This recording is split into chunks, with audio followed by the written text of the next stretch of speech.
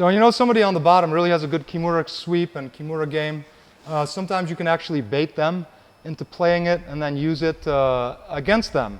I'm really a big fan of using people's game against them.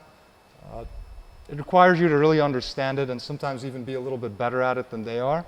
But it's really satisfying to turn somebody's best weapon into a tool that you use to defeat them. I don't know if there's anything better than that in life. No, there are better things, but in jiu-jitsu, that's one of the sweetest things. So, if I'm here and I notice the person's going for the kimura, first of all, if I don't want him to go for the kimura, I'm going to keep my elbows in, and I'm going to be looking always to control my hand on the hip, or I'm going to be always grabbing one wrist. It doesn't matter which wrist I grab. If I grab this one, I'm going to be exposing my back. That's one of the risks. But so long as I have one wrist under control, he's not going to be able to get the kimura. Why? Even if he grabs my wrist, look, I have control, right? I can push him back. So that's one. If you want to avoid the kimura, hand on the hip, because why? If he tries to sit up and go over, he can't, right?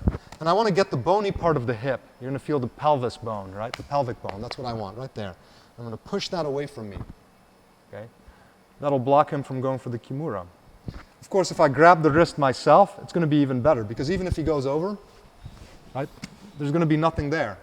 He doesn't have control. I'm going to be able to push him in the armpit to keep him from reaching over. Now, let's go back a little bit. If I fail at doing all that, and the person gets the grip on the wrist and passes over, I cannot leave my hand free, so I got to step up and over.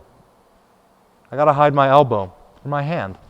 Now from here, there's two things I like to do. The first is to guillotine the kimura arm, and hopefully they, for them, left their thumbs on the right sides, which means their thumb is on the same side as the four fingers. You can see it, right? If he switches to the wrong side, when I do this, it's really going to suck. Because what I'm going to do is drop my knee. I'm going to bring my hand in.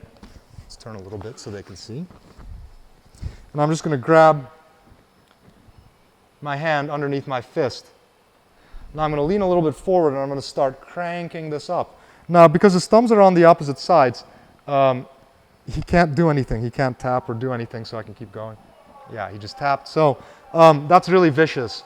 If they have their thumbs on the right side, go ahead, fix it. Yeah, you see how difficult that was? When I get here, oftentimes people will let go from here. But if you squeeze everything to your body, just like a guillotine, and you start turning, a lot of times you can get the tap.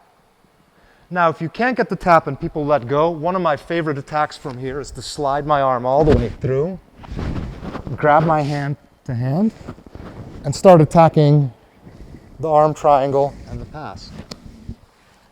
Now, let's go back. One more. If they get the grip really deep and they start bringing you over to sweep you, if you can get up and over and ahead, sometimes you can go and get your own kimura grip. And then from here, you can beat them on top. So there's a couple of ways of dealing with the kimura grip.